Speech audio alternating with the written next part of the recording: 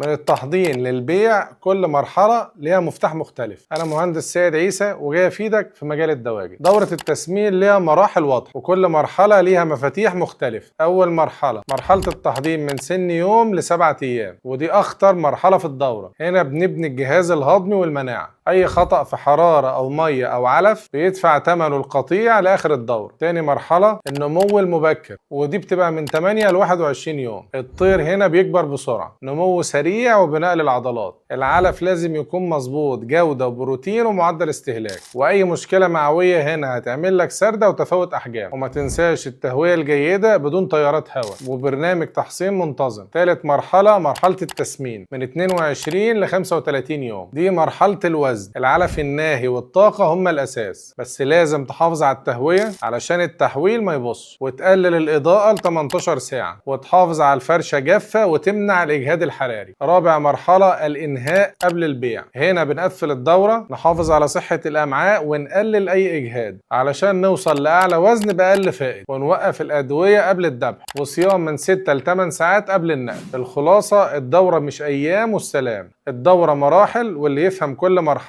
هو اللي هيحقق أعلى كفاءة في الإنتاج. استنوني في حلقة جديدة من سلسلة صناعة الدواجن طبيعي، عشان تتعلم أكتر وتعرف خبايا وأسرار الصناعة.